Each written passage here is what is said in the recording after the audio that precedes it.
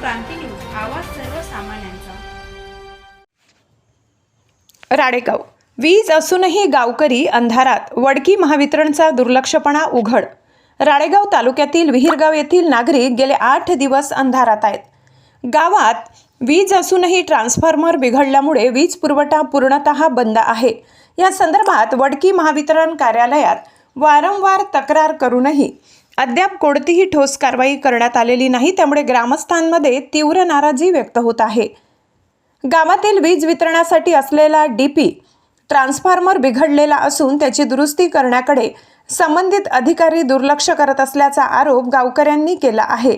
दिवसरात्र अंधारात राहण्याची वेळ येत असून शेतकरी, विद्यार्थ्यांसह सर्वसामान्य नागरिकांचे हाल सुरू आहेत।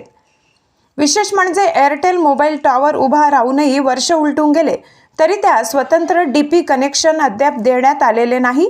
सध्या गावातील एका खांबावरून थेट टॉवरला वीज पुरवठा करण्यात येत आहे, जे धोकादायक असल्याचे स्थानिकांचे म्हणणे आहे। या सगळ्या परिस्थितीत महावितरणचे कर्मचारी फक्त वसुलीवर भर देताना दिसतात, पण ग्राहक सेवेकडे पूर्णपणे दुर्लक्ष केले जात आहे। ही स्थिती पाहता या सगळ्या गैरकारभारामागे वरिष्ठ अधिकाऱ्यांचे अभय असल्याचा संशय गावकऱ्यांनी व्यक्त केलाय।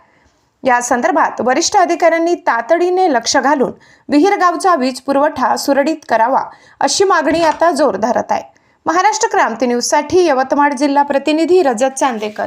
अशाच नवनवीन बातम्या पाहण्यासाठी आमच्या महाराष्ट्र क्रांती न्यूज या YouTube चॅनलला लाईक करा, सबस्क्राईब करा आणि बेल आयकॉनला प्रेस करा।